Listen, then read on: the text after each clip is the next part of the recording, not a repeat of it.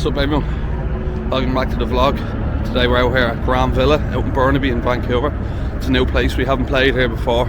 Got a lot of comments saying the action is good out here, so we're gonna come check it out. Just outside waiting for a seat in the 2-5. Just 2 games running. Looks like there's gonna be lots of action, there's a lot of chips on the table, so let's get into it.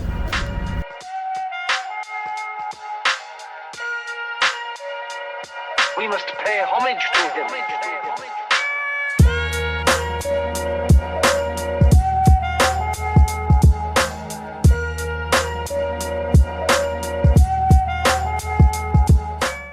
So before we kick off our session at Grand Villa here, I just want to recap a hand I played on Thursday night at Park Casino. I didn't go to film a vlog, I just went to play a short session and ended up playing a pretty wild and crazy game. So I think lesson learned for the future, always bring the vlogging stuff. But we're going to recap a hand here. It's a 1000 big blind pot at 1-3, which is fairly outrageous. So there's a drunk guy at the table with a 5k stack, which in a 400 max buy in 1-3 game is pretty wild. He's buying rounds and rounds of drinks for the table. It's turned into a very action game. He opens every hand to 75 no matter what his cards are. So I have 1350 in my stack. Under the gun is the wild guy with 5k. He opens to $75, a 30x raise. I look down at ace-5 of clubs in the next seat over. Usually ace-5 of clubs would be one of my 3-betting hands. It's a good hand to 3-bet here and just take down the 75, but I decided against it because he was sometimes folding if people, like, he opened 75 with every hand basically without looking, but some people when they re-raise he would fold the worst hands. So I decided a call's probably good here. I get to play in position against him with a pretty decent ace. It's suited and he's going to have 100% of range. So he might get sticky if he flops a pair, and a lot of good situations can happen. Middle position calls with a stack of 1200. The button calls playing 2k, and the small blind calls with a stack of $370. We go 5 ways to a flop. There's 375 in the middle and it comes down ace of spades, queen of clubs, 4 clubs. So we flop top pair and the nut flush draw. The legend in seat 1 bets 75 into a pot of 375. Don't see any merit here in doing anything else but calling. We are drawn to the nuts. We have a good top pair, but we don't have the best kickers, so we don't want to play for stacks just yet. We're happy to call. If more people call, we can hit our flush, maybe win an even bigger pot. If we flush over flush someone, people can make 2 pairs and stuff, so we're happy to just call. Middle position calls, button folds, and the small blind raises to $180. Really small check raise. He doesn't have that much more behind. The legend in under the gun folds. Don't see anything else but calling here again for the same reasons as before. So we call and middle position calls and we go 3 ways to a turn. And it comes down an unbelievable one. The 6 of clubs to give us the stone nuts. There's 915 in the middle. Me in middle position still have plenty of chips behind. This pot is getting massive and we have the nuts. The absolute dream spot in poker. Small blind rips in is remaining 115. Think there's nothing else to do here but just call. We have the nuts, but when we call we keep in middle position, or we can induce him to spaz out sometimes. So he's going to probably usually call getting such a good price. He's getting 10-1 when I just call. After I just call, he decides to stick in the rest of his stack for 950 and we snap call with the nuts. Comes the 9 of diamonds, clean river. We turn over the nuts. He taps the table, said he had a smaller flush, pretty unlucky for him. I don't think he should jam, it's so many big blinds, but it's hard not to when you do make the flush. I show him the nuts and we scoop a 3k pot in a 1-3 game. Don't think I've ever shipped a 1000 big blind pot before, so this was pretty crazy. So today we're jumping into the 2-5 at Grand Villa out here in Burnaby, Vancouver. We're actually in the 1-3 game at the start while we wait for our 2-5 seat, so I just wanted to recap a quick hand that happened. I don't have it on video here as I start recording when I start in the 2-5. I was only there for about 30 minutes or so. But there's a 6 straddle on, the under the gun limps, and I make a 25 with 9-8 of hearts in the next seat over. I have 600 in my stack. Middle position calls, the hijack calls, button calls, small blind calls, big blind calls, and under the gun calls. So not getting any respect here. No one believes me. We go 7 ways to a flop. There's 175 in the middle and it comes down a good one. Jack 9-9 rainbow. So we flop trips. Checks to us, and we bet 65, about 1/3 with our trips here. The button calls and the small blind calls. Small blind has everyone covered. The turn comes to 4 of spades. There's 370 in the middle. Checks to us again, and I decide to bet 125. Small bet here, 1/3. I want to keep everyone in, get value with the 9. It looks like I probably have an overpair when I raise and bet bets. So I think just going small here and trying to get stacks in by the river is good. Only the small blind calls, and we go heads up to the 7 of clubs river. The 620 in the middle. 10-8 now gets there. There is some better 9s that beat us, but we've nothing else to do here if he checks to us but go all in. He decides he has other ideas and sticks me all in for the last 375 in my stack. I snap call. Yeah, we might be beat to 10-8. He might have a better 9, but we're never going to fold trips here. We also have an 8 blocker in our hand, which makes it one of the best possible 9x holdings we can call with. He shows over pocket 8s for a bluff, so we heavily blocked the straight and decided to turn it into a bluff. I'd imagine when he called the turn, he probably had some bad intentions on bluffing me on some scare cards. I don't think he was calling because he thought his 8s were good. He even said when I snapped, your overpair is good, and I showed him trips. So that was a pretty nice $1,370 pot.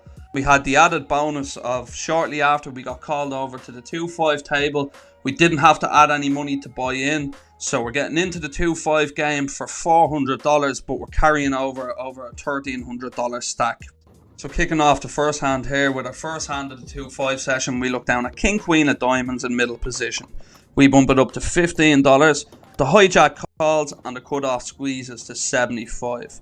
I call and the hijack calls too.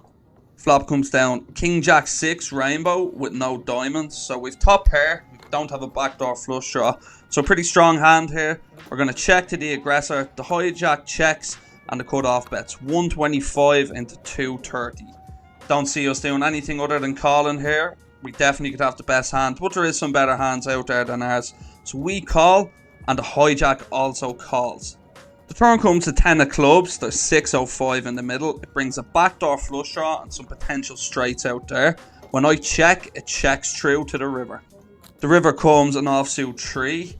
I decide in the end, I end up checking. I think we missed out on some value. Although in game I was thinking it's hard to get a worse king to call because King Jack is 2 pair, King 10 is 2 pair.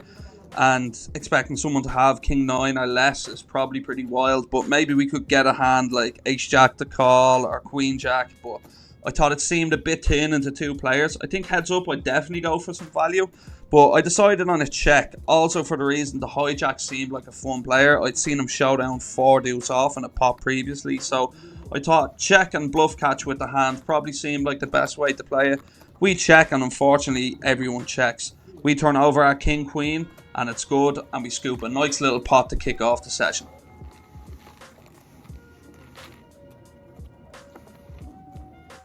So we see an under the gun open to 20. I look down at Ace King suited in the cutoff. There's going to be a pretty powerful hand, so we're going to want to re-raise this, get some more money in the pot with a hand as strong as Ace King suited. I 3-bet to $60. In hindsight, I think the fact that I'm playing a $1,500 stack and under the gun has the same, I think we should probably go to 80, 90 even because we're so deep. But we make a slight mistake making it too small to 60.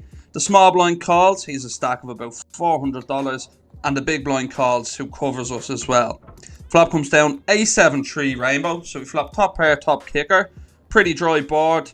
It's check to us. I don't think we need to bet too big here. Multi-way, we're very likely to have the best hand. So we decide on a size of $90 and only the small blind calls.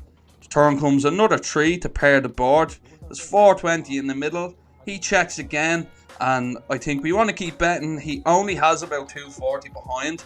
Don't want to stick the full 240 in, even though it's like way less than pot. There's already 420 in the middle.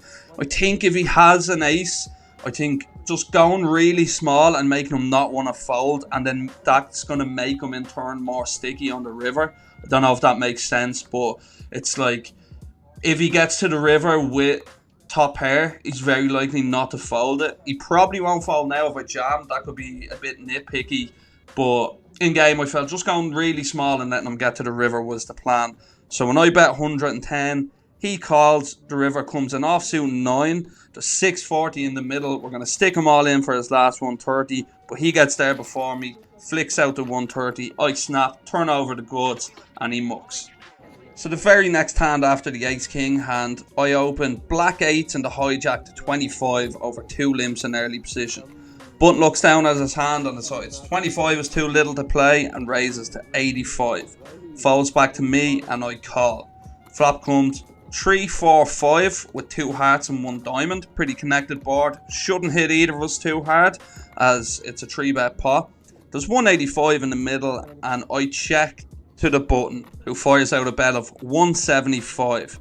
Pretty big bet, almost pot sized. I think we have an overpair here, but we're definitely losing to some of the bigger overpairs. He can definitely still have bluffs with ace king, ace queen, king queen, bunch of hands like this, maybe hands with backdoor diamonds. So I think I can get behind a fold sometimes on this flop, but folding is also boring. So we're going to stick around and see what he does on the turn. Turn comes to 2 of hearts. Bringing the flush draw, and the ace is now a straight, so we check basically as a give up. A lot of us bluffs now made a straight, so we're just gonna happy to give up here. He checks it back though. River comes to 5 of hearts.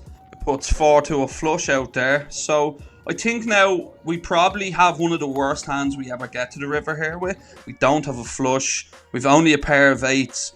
So I think this is a hand we probably want to turn into a bluff. Given that we're right at the bottom of our range, I think we can get him to fold some hands like 10s, queens, jacks, hands like this that don't contain a heart. I think an ace will probably call. That's an ace that doesn't have the flush, but we might still be able to get him to fold a hand like that. I don't think we need to go too big. We're representing the ace of hearts or the king of hearts, so we bet 270 as a bluff. He folds pretty quickly and shows us the ace of spades. So we got him to fold a straight. Pretty good result for pocket 8s here, so I'm glad we got this one through.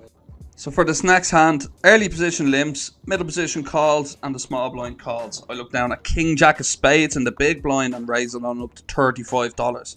Early position calls and the small blind comes along. We're going 3 ways to a flop and it comes 9, 6, 5 with 2 diamonds and 1 spade. So we've 2 overs, a backdoor flush draw here, but I think out of position against 2 players, it's a pretty poor board for us when we raise up in the big blind. They probably expect us to just check back a lot of hands that connect with this board when it's limped. So for that reasons, we're just going to check. Both players check behind and we go 3 ways to a turn. Comes the king of diamonds. There's 110 in the middle, so now we turn top pair. No one bet the flop, so pretty confident that we probably have the best hand now. So when the small blind checks to us, we bet out 75, hoping they called from some flush draws, maybe a worse king, a 9. Though I'd expect a 9 to bet the flop when checked it. So it's the small blind is more likely to have a 9 than early position. Early position calls and the small blind folds.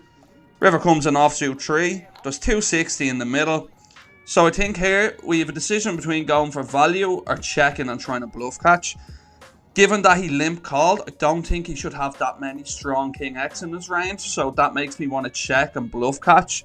So I check and he checks back. We turn over a hand pretty confident that it's the winner. And he shows king queen off for a better king. So he played a pretty nitty post and pre. He definitely missed out on some value on the river. I was not folding unless he went absolutely massive. But he missed out on easily about 200 bucks on the river. So that's just a lesson. Don't play your hands like this. And when you do make them, don't just check them. Always, always, always look for value. So in this hand, there's a 10 straddled on. And we look down at the mamacitas under the gun. Really good hand here. We're going to want to raise this up. We raise to 35. It folds all the way around to the straddle. And he calls. Flop comes down 7-4-2 rainbow. Pretty dry board. The 75 in the middle. When he checks to us, we bet $30. In hindsight, I think on a board as dry as this, there is a couple of straight draws and stuff out there, but nothing to be too worried by. Yes, he can have some sets, but I think we'd want to bet like 50 to 60 bucks here. We have a pretty good range advantage. We can get some value from 8s, 9s, a bunch of hands like this that are going to call a big bet, so I think betting just 30 is a mistake. He raised it up to $100, and we're just going to call. I think if the stack depths were shorter, so we both started the hand with over 2k and he has us covered, I think we have like 100 bigs. I don't mind clicking this back. sometimes and just getting it in. But when we're this deep, I think calling is the only play here. Turn comes a 7 pair in the top card, and he checks pretty quickly. Found this kind of interesting because I'd expect 5-6 to barrel. It now reduces the combos of him having 7s. There's only one combo left. So I think we usually should go for value again, but something just felt a bit off because I would have expected him to barrel bluffs again. So it was a bit strange, but something just made me want to check back. And usually when I just have a weird feeling in my gut, I usually just go with what it tells me to do. So I check it back. River comes a 10. There's 275 in the middle, and he bets 225. Don't think we're doing anything else other than calling here with an overpair. Be surprised if he has us beat. Yeah, sometimes he'll have a 7, but I think he's going to bluff off some hands if he thinks we have like ace high that calls and checks the turn. So when we call, we get the bad news. He turns over 7-8 off. So we had him in really bad shape when he check raised the flop. He gets lucky on the turn, and the check back worked for us because it probably saved us some money. He'd either would have check raised the turn or probably blasted the river. So nothing we could do there. We probably got away with losing the minimum. So in this hand, we look down at ace queen off in the low jack and open to 20. We're playing a stack of about 1400. The hijack calls. He's playing a stack of about 5k. He's a pretty decent player. He's been super aggro all day. We've been playing with him. So when it comes 9-4-2 with 2 hearts, there's 52 in the middle. I think we can bet with this hand or check. Both seem fine. We decide on a check. We know he's pretty aggressive, so happy to just check call. If we are behind, we should have 2 overcards. So we check. He bets 45 and we call. Turn comes the 10 of clubs. There's 1-4-2 in the middle. It brings a second flush draw and we check. He bets 180. So it's an overbet. And what I was thinking in game was, I don't think he'd overbet a hand like 7s or a hand like ace-9. Like, his overbets should be polarized to like sets and 2 pair. There's only two combos in 9-10. He 3-bets 9s and 10s pre-flop in my opinion. So his only sets are 4s and deuces. And that's a pretty small value range. I also think he is a good thinking player and knows that when I check call and check, I'm pretty capped and have a lot of ace highs. So I think he's choosing an overbet size and with a lot of bluffs, and I think he will have a lot of bluffs. So for these reasons, even though we hold the ace of hearts, which is typically bad because it blocks his flop, no flush draws, I just think that he's going to know. It's like a spot where it's like he knows that I know and I know that he knows. So I think he's going to just try put max pressure on this turn. So we end up deciding on a call, and we're probably going to call down a lot of rivers unless they're particularly bad. The river comes down to 5 of spades.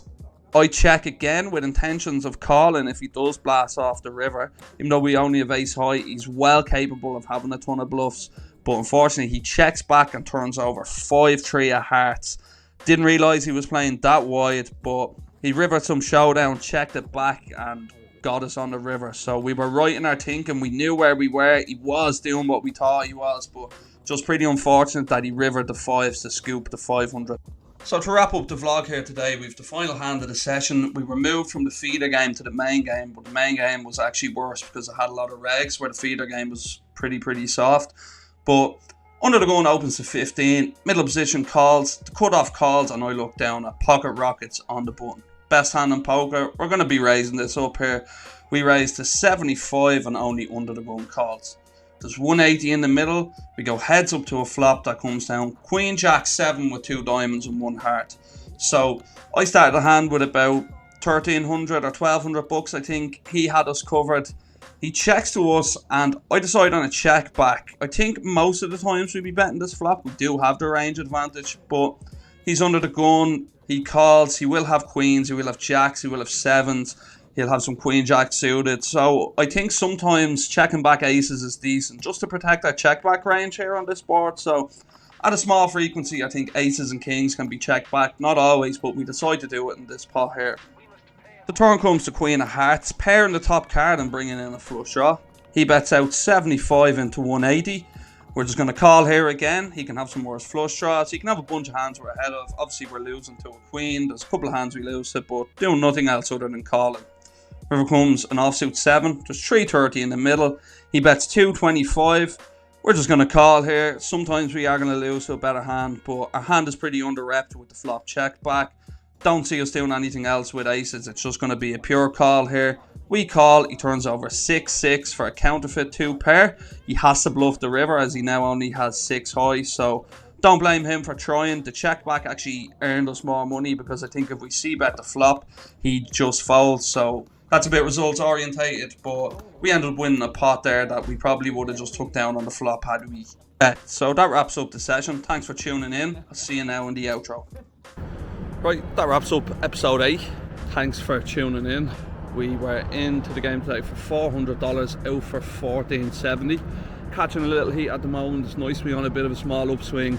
We were in the game on Thursday up at Park for $1,000 and out for $3,150, I think it was. So we're on like nearly a 4k upswing. We had another good session just before that. We won $600 or $700. So nice to get back in the winning books after a rough couple of sessions. I'll actually put all the results up here so you can see all the wins and losses for the sessions I put in that weren't on the vlog, so you can follow along with every session. But to everyone who recommended Grand Villa in the comments, you just weren't wrong. The action was pretty good, so we'll definitely be back there for future vlogs. 2-5 was amazing till we got moved to the main game. So if you want to see me do a review of all the casinos now I've played in Vancouver, I've played in the main 3 spots. I could do a video, recommend what I like, what I don't like for anyone thinking of playing. If that's something you're interested in, let me know in the comments below. I'll pop that in. So for anyone who's made it here and isn't subscribed, please smash the like button, helps out the channel. We have a lot of stuff planned for the coming months. We're going to keep playing here in Vancouver. There's a World Series event in January in Calgary, which is an hour flight away from here, so looking at going to that, maybe get some tournament vlogs, follow along, might do a competition for a sweat in the main, something like that. So keep it locked. Peace.